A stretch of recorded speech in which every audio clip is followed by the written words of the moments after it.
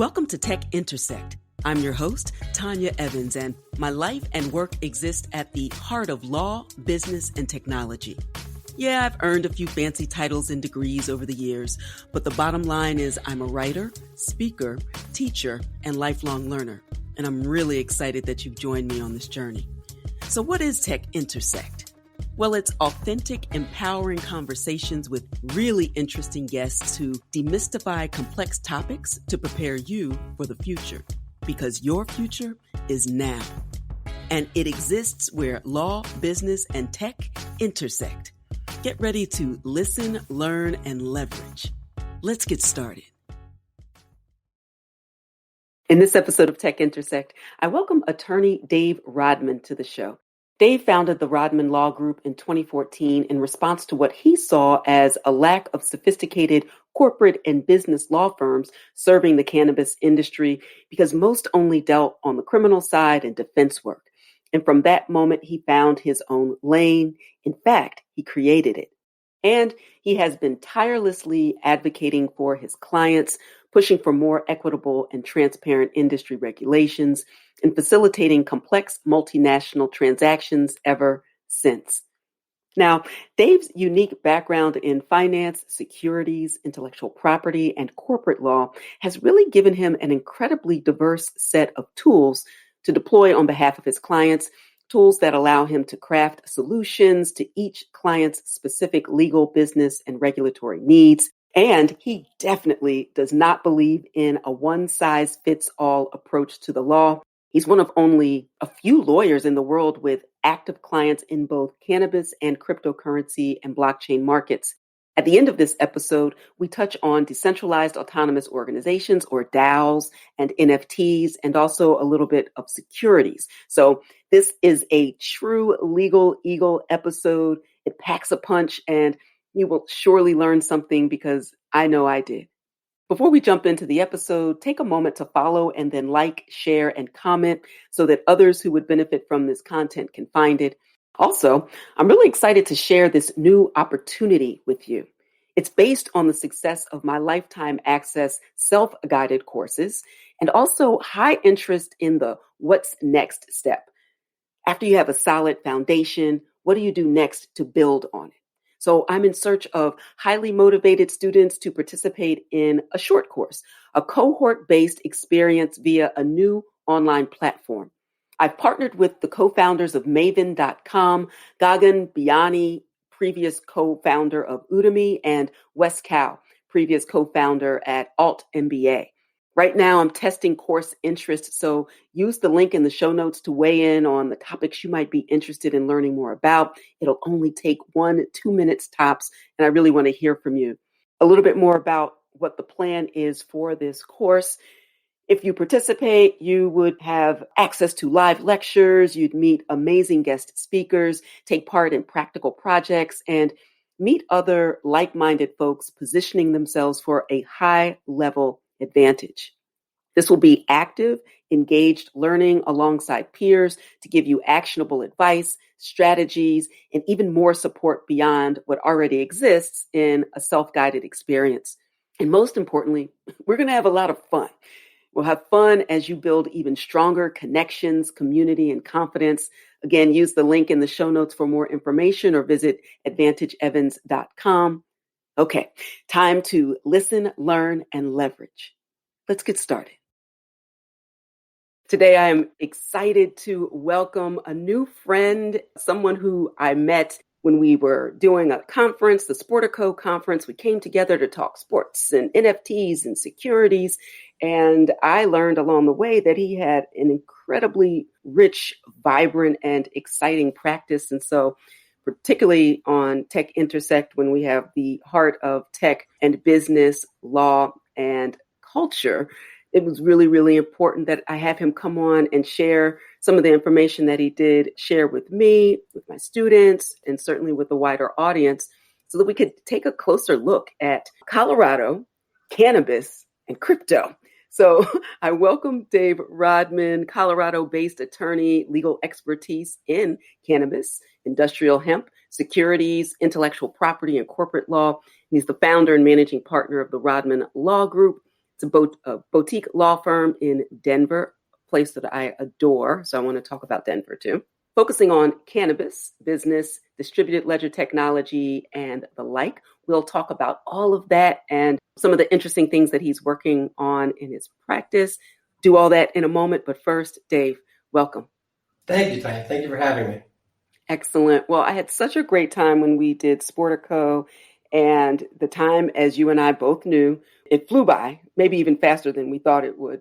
And so I remember after that, we said, let's take this show on the road. Now, I'm fully vaxxed and ready to move freely about the country and, dare I say, the world. I'm out of here very soon, but at least we can connect virtually. And first, I just want to check in with you now that, the country is opening up and we certainly have our hotspots and considerations regarding the virus, but how have you been over this past year? How has your practice been? And how are you feeling these days with better days ahead? Yeah, great question. So we followed the shutdown order right away in Colorado and started working remotely. My partner's back in the office pretty much full time. I am not. I'm maybe a quarter of the time back in the office. I've gotten kind of accustomed to some of the homework aspects. Yeah. I think everybody in the office is now vaccinated. Maybe one person is still waiting on the second dose. Definitely looking forward to the ease of the restrictions. I went to my first dinner and drinks with my wife Friday, and it's great, but it was also it was definitely a little weird trying to suppress some of that new anxiety that we all developed. Yes, so it was a fascinating experience. I'm glad we did it, and I can't wait to do more. But there was this sort of hesitancy that I didn't expect that I would have. I mean, I knew that I was vaccinated. I knew that we were outside, but it got beat into me so much over the pandemic that it was took some getting used to. Absolutely. I completely empathize and understand as I prepare for international travel, and I feel like the plane is probably one of the more secure places because of their filtration system. I'm kind of worried about getting to it and making all of these. It's like, this is where I'm going to park. I'm parking myself, like a range of things. And the idea of intellectually, I know, and I'm quite comfortable now if I'm working out outside and where I live, there's just so much space. I know there's a lot of that in Colorado as well, but it's the fear of that 1/10 of 1/100th of 1% and just getting the social anxiety out, because I'm an only child and perfectly happy with my own company. So I do really well in an at-home environment, but starting a new job in the middle of a pandemic and only going to my office one time in a year, I couldn't even find it if you paid me at this point. So I look forward to seeing the office that I've had for a year and didn't go in except for one time. That's an interesting point. We had a new hire right before the pandemic started, and we had and she ended up leaving us, and we had a hire in December. So what my partner and I sort of felt was that we were not equipped to. We've all known the senior attorney and my partner and I have known each other for a decade at this point. So we weren't fully cognizant of how difficult it was to foster inclusivity for a new hire. And I think that contributed to some of the friction. And we've gone out of our way with the new hire to try to overcome that and do what we can to foster the camaraderie that you get from being in the office every day with people. Right. That was something that I, definitely was not anticipating and couldn't have. But something to keep in mind going forward if these things happen more frequently. Speaking of your practice, share with the listeners all that your practice entails. There's so many new and exciting topics and matters that you are focused on. And so let's just hit the high notes of what you do and then get a little more granular about a day in the life with your law group. Yeah, so we founded in 2014, and it was primarily, almost exclusively, cannabis. Colorado was basically the first state to allow medical marijuana at a commercial level in 2010. 2014, rec we were the first state to go legal for rec, and that's been my partner myself and our senior attorney, we spent our entire careers in it.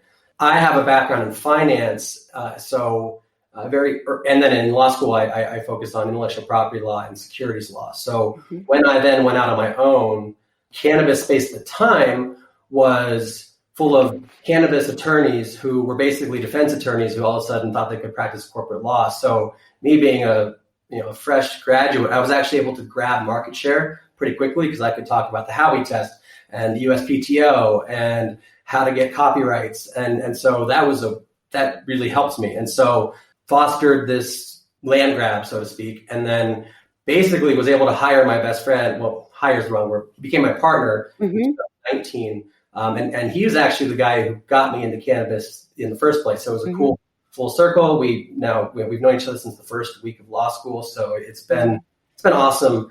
2016, at the very end of 2016, because of my securities law knowledge and just interest and proclivity for it, got into the crypto space. I had some clients at ICOs.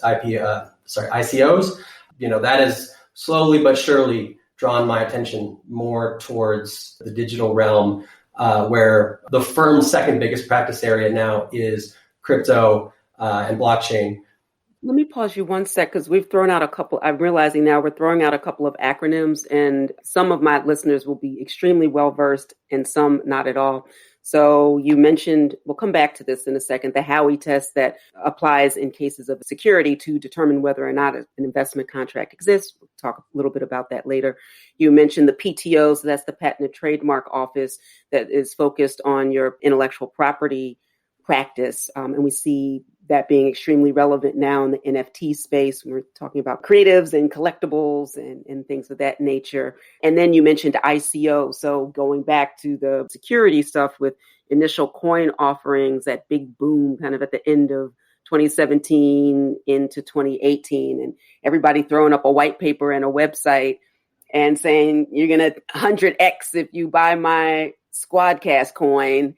And lo and behold, like 99.9% of those were unregistered securities. So I just want to kind of set the table there. You were saying the lead up to how you expanded beyond cannabis, and that appears to be your primary practice, but also this really robust and growing practice around cryptocurrencies. Yeah. So for the longest time, it was cannabis, and it was cannabis followed by hemp and CBD. Then it was cannabis, hemp, CBD, crypto, blockchain. Now it's cannabis, crypto, blockchain, hemp, CBD. So, and my personal billable hours are now heavily skewed to the blockchain space, the crypto space. And also that has sort of percolated into just regular securities work that we had been doing for cannabis clients that, we kind of honed in the crypto space, but now we also are, much to my happiness, we are now doing a lot of traditional securities work as well, which is great because I can tell you that I wouldn't be able to do the things that I do this soon out of law school if it hadn't been for this unique path that I have taken. Not trying to toot my own horn by any sense here, but kind of a baptism by fire type thing, and it's actually ended up being exactly what I wanted to do. It was a long, circuitous route to get there, but it is the kind of law that I always wanted to practice.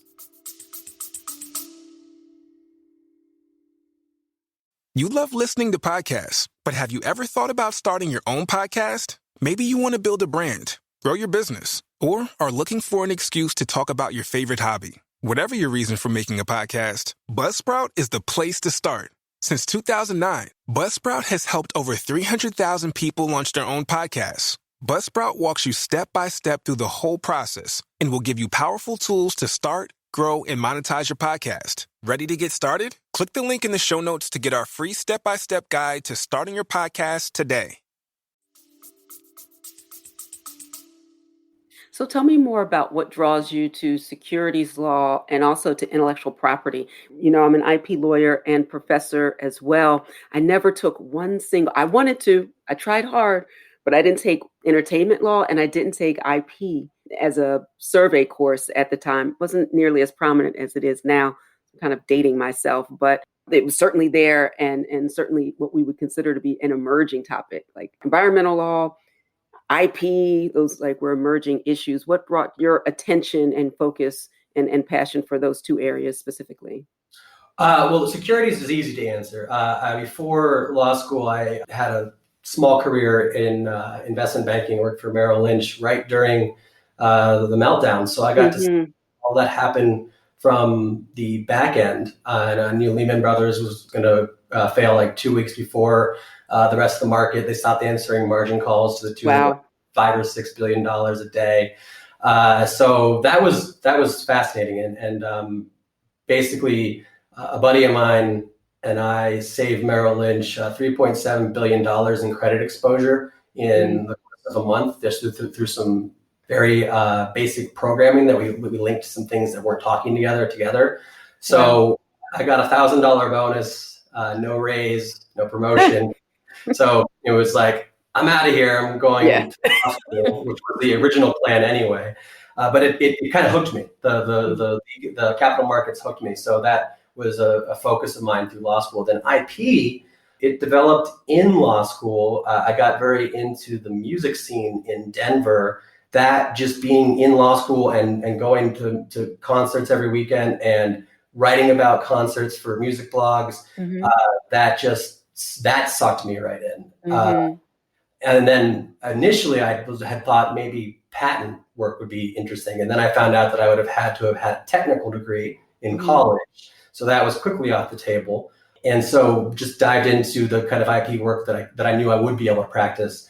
I was fortunate enough to have, first he was I interned for him at a firm, but then he started teaching a class at Denver University. His name is Dave Rodman. He's a great intellectual property lawyer, has a focus on music. So learned an incredible amount from him. And, when I graduated, it's not like Denver is really the hotbed of securities law or intellectual property law. You got to go to New York or San Fran, basically.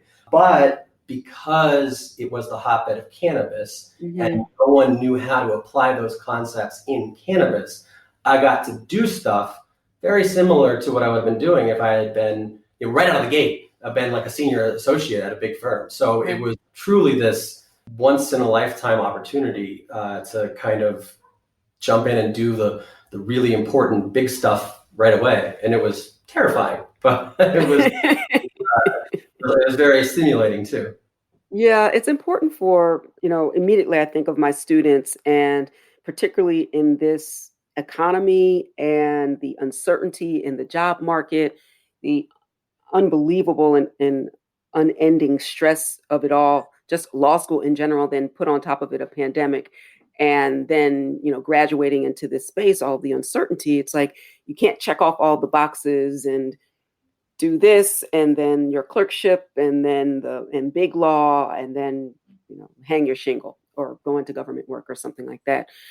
It's just a whole new world, and it requires a certain level of, a lot of leaving space for the unknown, but just doubling down on the skills and the skill sets developed to practice and be practice ready coming out of law school. There's some law schools that are formidable on paper and in terms of their influence, but may be stuck in an age that is not ready to really create that law student who's going to hit the ground running. Oh, yeah. But this, most of them just don't do it. So when you think about the skills that you developed in law school that made you ready to do what it is you're doing, what are some of those that you think that, I don't know everything, but I can do X, Y, and Z, and that is why I could hit the ground running? That is a great question. People talk about love-hate relationships with law school. I'm definitely on the hate side. One of my professors, who I actually didn't like very much, put it perfectly that, early in the 20th century, medical schools decided they wanted to produce doctors, and law schools decided they wanted to produce professors. So, that was apt. I think that it did finally teach me how to write to a certain extent, which I then ended up learning even more out of law school. But I had thought I was a good writer going into law school and absolutely was not. Then there was a couple of individual classes, specifically like some of these advanced contracting classes that I took that really had a practical focus. I mean, I learned more in that class than I learned in almost the rest of law school combined. And then there is something to be said for thinking like a lawyer. I mean, it's kind of, it's trite and everybody says it, but I do think there is, as taken as a whole, the law school experience really does force you to reassess how you look at risk and how just think about problems. And so I think that general component of it was definitely invaluable. But then getting out, to kind of loop it to your final question about hitting the ground running, I don't know what the answer to that is. I think it was necessity because, quite frankly, I didn't get a job in a big law firm, and I was kind of put out there and just had to sink or swim. Right. And I was fortunate enough to have a little support from my parents. They paid for a lot of support. They paid for my rent for the first year. I mean, that was huge. And I don't know what would have happened if I hadn't been so fortunate there. But I was making nothing. I was making absolutely zero at first. And then, it was just a true entrepreneurial, what can I do? How can I get confident in something? And that meant, all-nighters. And I remember I had to have a client drive me to Pueblo, Colorado for a application submission because I had literally worked for 36 hours straight and didn't feel like I could safely drive down there. Right. So, a lot of, I think I aged a lot in those first We hope you're enjoying this edition of Tech Intersect. Our conversation will continue in a moment, but first, a word on an exciting opportunity. There's a more cost-effective and time-efficient way to reach your leading-edge learning and earning goals, to put you ahead of the stiff competition in this fast-paced, tech-driven economy. You need skills, credentials, and a fast track to a competitive advantage. You need it now more than ever, and I can help. The Advantage Evans method puts you ahead of the curve with condensed, comprehensive online courses, curated content to leverage your current skills and expertise, live coaching, networking opportunities, and more. Upcoming courses include From Cash to Crypto to help you buy your first Bitcoin, and there are 2 ways to get your advantage. Advantage Evans Encore gives you maximum experience for your total competitive advantage and access for 1 year.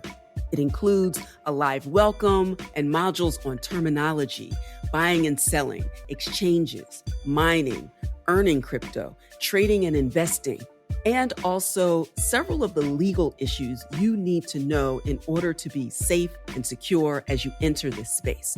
That includes tax compliance, how to plan for a Bitcoin estate, and securities laws to make sure you avoid any legal unforced errors. Now, Advantage Core gives you the essentials. It's a short course to give you what you want and the support you need to buy your first crypto in as little as 3 weeks, with access to the information and replays for 3 months. And if you're not quite ready for your Advantage and want a sneak peek to try before you buy, then register for a free masterclass where I share my Crypto 101 success checklist and cover current hot topics in crypto. So there truly is something for everyone, including you, to get in on the fast track and learn and earn in the digital economy. Visit AdvantageEvans.com to get started. That's AdvantageEvans.com. And now, back to the conversation. There you go. Well, you are wearing it well, and you're doing some amazing work. We're talking about hitting the ground running. A lot of that happens when you have this emerging area of law, and you're focused on 2 in particular really interesting emerging areas. What are some of the, what's like a day in the life? What are some of the issues that you're working through now? So many of them, at least initially, had to be cases of first impression. So that would be interesting for folks to hear. Without cannabis, I couldn't have done what I did because it's one of the only industries that I know of where every participant just knows they have to have a lawyer to do their transactional stuff. Right. Interesting.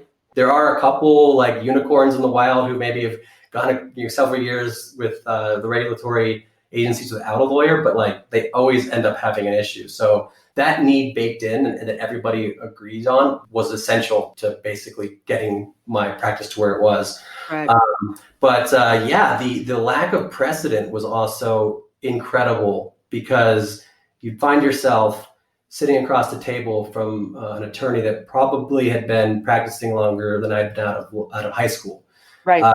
And this is how we do this, and we're not going to budge on this. And well, unfortunately, we can't do it that way. Here's why, and we have to do it my way. And so that was a very weird dynamic to kind of get adjusted to, but it also, rightly or wrongly, engenders a lot of confidence, which I think that then sort of snowballs into, I can do this stuff that other firms. So this is now thinking specifically crypto. I can do this stuff these other firms are afraid of. Not only do I know that I can do the research and figure out an answer, but also from a practical standpoint, all of my practice right now is on its face federally illegal. And so these guys will the grayness of crypto and what's it going to do to our insurance, and what's our risk manager going to say? And it's like, this is definitely a de-risk for me, so I'm jumping in.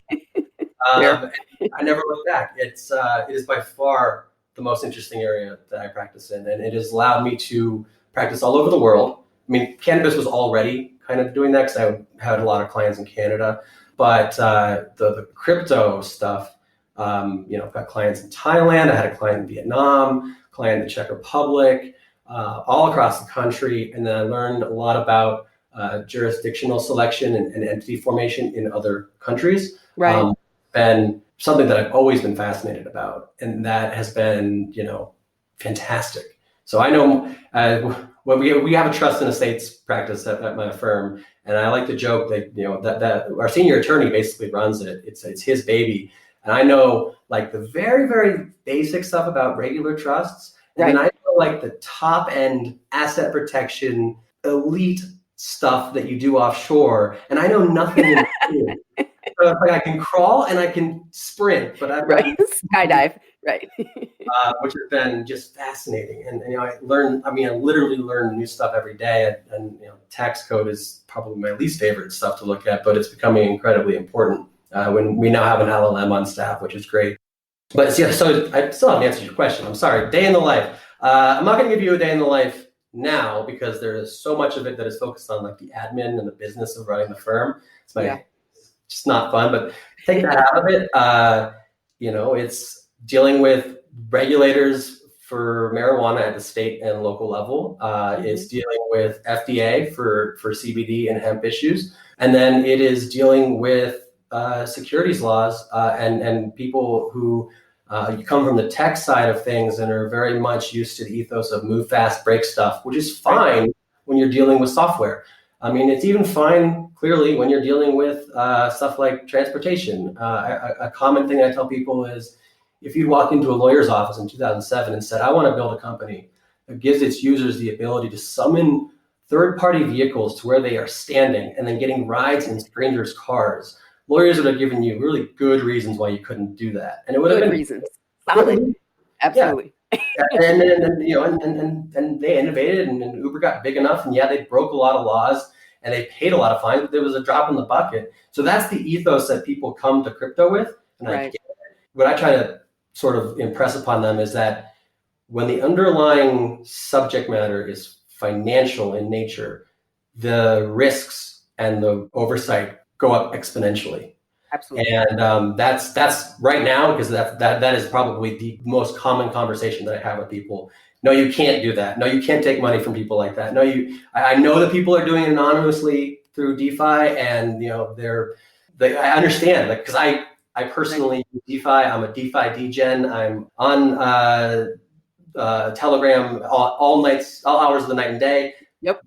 On finding new projects, but like when I have to talk about it from a professional standpoint, it's okay. You're an American citizen. You want American users, and these are the rules you're going to have to follow. And if you don't, these are the things that could happen to you. And then then the response is, well, Uniswap's doing it, Compound is doing it. And it's like, well, when you were young, did your mom tell you if all your coverage you should maybe not do that? And then I follow it up with a real world example. We have a client who we represent and have represented for many years, and he was indicted in 2019 for the unregistered sale of securities, amongst other things. Now, these are things that we did not represent him on and told him not to do. But when the indictment was unsealed, he'd been under investigation since 2014. Wow. And this was a gentleman who was very outspoken about this and was on YouTube and Facebook and telling people all sorts of stuff that he shouldn't have been doing. And it took that long for the prosecutors to feel comfortable enough to bring a proceeding. So when you have this sort of DeFi, or also to an extent the NFT world, sort of less flamboyant, let's say, less. In some instances. Yeah.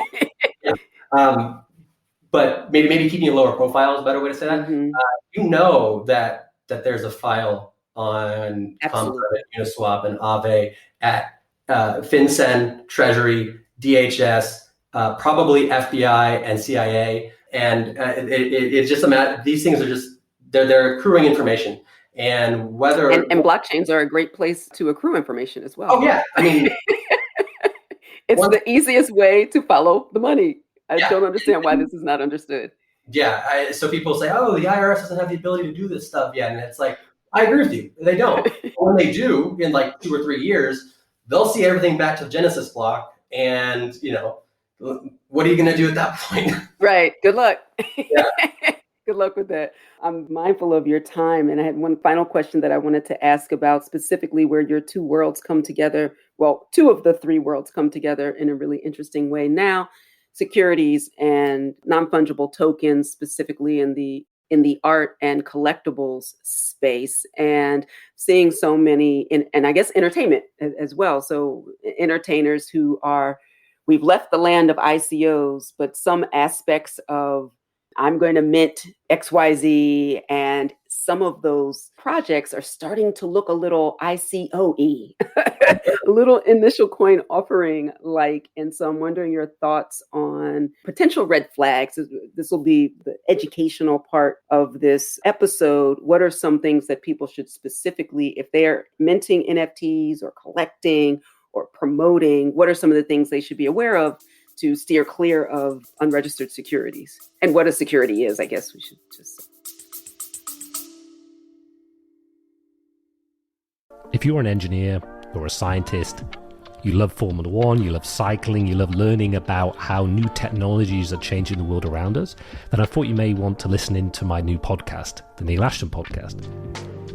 We talk to leading engineers and scientists from around the world, hear about their life stories, hear about new technologies, and hopefully educate you and give you a better sense of how key things like machine learning, artificial intelligence, supercomputing are changing the world around us.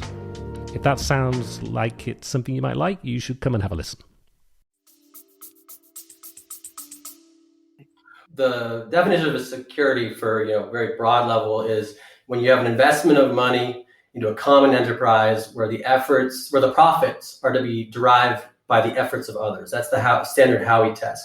I actually don't see, there are a couple projects that are clearly securities in the NFT world. Anything that's combining NFTs and then tokenizing them, that sort of thing, or maybe even pooling money to buy NFTs. But the DAOs, there have been seeing some DAOs. DAOs are great. They're fascinating. I love them. They're scary as hell from a lawyer standpoint. Right. There are so many things that they can run afoul of. As far as inadvertent investment companies, I mean, that's a big conversation we're having with people right now. It's like, if you're deemed an inadvertent investment company, all your contracts are invalidated. You can't engage in interstate commerce, and the fines are out the wazoo. So, then you have to basically wrap the DAO in some sort of entity, and then that raises some other questions because there are limits on the number of shareholders you can have. There's a limit of 99 accredited investors for a 3C1 exempt type company. And then you have just the general requirements. If you have more than 499 investors who are non-accredited, that company is now subject to the public reporting requirements as any public company would be. And if they were all accredited, if you have more than 1,999 investors, that is also subject to the reporting requirements. So when you have these DAOs that have a couple thousand people in them, and they're attempting to get around some of the risks of general partnership by structuring them in an entity, you then have these other risks that stem from laws that were created in the 30s and 40s. And so there's this, I say to people, there is a lot of medium-term pain coming. And so short-term, nothing's happening because the regulators haven't gotten up to speed. Long-term, the laws will change and there'll be some sort of universally accepted way of doing this. In the medium term, when people find regulators shoehorning them into old regulations, that is where we're going to see significant pain and potential criminal charges in some cases. And not that anybody's intentionally doing anything wrong, but like some of this stuff is strict liability. Right. So, ignorance of the law is no excuse, right? Absolutely. So it's very, very, very fraught, but it's also incredibly fascinating. So I'm very, very passionate and have a lot of ideas on how to structure DAOs in the short term. We create. I think I've created a new entity type that only will work for a certain type of project, but a group of individuals, they're basically funding the purchase of pizzas across the country. You're the second person to mention this. That's so interesting. I think it was Alan. Alan is a part of it. Yeah. Okay. All right. Continue. It's like this. So they're called rare. It's pizza. like a thing. Yeah, they're called Alan Henna. Okay. They're selling teas to generate funds, and they're going to donate money to a bunch of pizza shops and try to buy. So anybody whose orders come into those pizza shops on that day are paid for. And because of the unique focuses that they've had, I created an entity that I think accomplishes what they want. Right.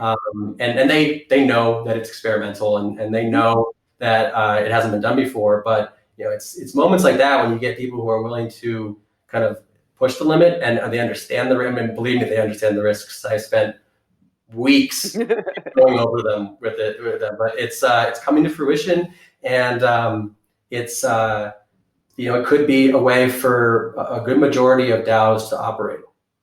I'm really fascinated by that. So I want to have you back to talk specifically about DAOs. I think I mentioned when we first met, I'm the chairperson of the MakerDAO Foundation. And to dissolve. I would love to. And you said you're a DeFi DGen. You had me at DGen earlier. So let's come back and do something specifically around that, because I feel no shortage of questions about it. I have some really interesting ones myself as we are in this current iteration of DAOs, generally speaking, and where we go from here. I think that could be invaluable. So let's do that. And I'd love to offline connect around this topic too, because I'm really, really excited about that. Awesome. Okay. So I think as if you didn't have enough clients coming your way, you may have a few more who would at least be interested in making the connection with you and finding out more about your firm. So I will drop links in the show notes, but go ahead and let people know how they can connect with you and learn more about your practice. Yeah. So you can visit our firm at therodmanlawgroup.com. You can reach out by email it's info@therodmanlawgroup.com. I'll let you put the phone number in the notes, but Sure. That is one part where we're kind of very law firm-esque, is that a lot of clients want to call. So you can reach out at Rodman Law on Twitter, and we have a Facebook page and all that stuff. But we also have rodmanlaw.crypto as a decentralized page. Nice. And then you could be our first, for anybody listening or watching, you could be our first client to come to us in our digital space. We have the Rodman Law Group at 2 Grant Avenue in San Francisco in Crypto Voxels. All of our contact info is there. You can see our pictures. My law school diploma is up as an NFT, and as soon as we get a little bit more free time, we're going to take some pictures of the other lawyers' diplomas and put them up as NFTs. So that's been really one of the more fun things that I've done. That's amazing. That is so exciting. It might be a boondoggle, but I've been thoroughly fascinated at the whole process, and I do think that the metaverses really have some potential. Absolutely. That is amazing. I have a million more questions, but I'm going to let you go now, and we'll tee it up for a future time. And trust me, I have spent way more on far less interesting things. So I'm definitely going to start checking out. What is it? Is it Crypto Voxels? Crypto Voxels, and then you should be able to still jump on and type in the Rodman Law Group. But if for some reason that doesn't work, it's 2 Grant Avenue is our address, and it's in San Francisco, the island of San Francisco. We worked with a really good builder named Ogar. So people who are listening here in the space, they'll know who he is. Awesome. But I highly recommend him. He was super professional and really walked me through the whole process and built a really cool facility. Awesome. I think One Off has their gallery on Crypto Voxels as well. So my summer is already fully booked, and this is on it as well. Dave Rodman, sir, such a pleasure. I always enjoy when we connect and have these awesome conversations. And thank you for all that you're doing in this space, not only to educate, but you really are you're charting new areas that people can engage in these emerging areas in a way that's safe, legal, and compliant. And you're really protecting the space. Your advocacy is excellent on all sides. And so I appreciate you, and continued success to you. I really appreciate it. Thank you for having me. I'm really enjoyed getting to know you, and be happy to chat with you anytime about anything. Clearly, there is no shortage of interesting, challenging, and at times confounding issues in cannabis and crypto. Be sure to reach out to Dave if you're in need of an attorney to navigate through the rough waters of building and operating in industries that, quite frankly, haven't fully defined the legal landscape either regionally or nationally, and certainly globally. The technology doesn't exist in a vacuum, and ignorance of the law is often no excuse, especially, as Dave said, when strict liability applies. Get the facts, get focused, get a lawyer, and then get moving. Okay, before we sign off, please take a moment to like, comment, and share this episode and this podcast with your networks. Follow me on social media and let me know what topics you'd like to hear more of and who you want to hear from. All right, that's all for this episode. Until next time, continue to shine. Stay in touch with host Tanya Evans via your favorite social media. On Twitter at Tech Intersect. And on Instagram via the handle Tech Intersect. This podcast has been produced by Stephanie Renee for Soul Sanctuary Incorporated.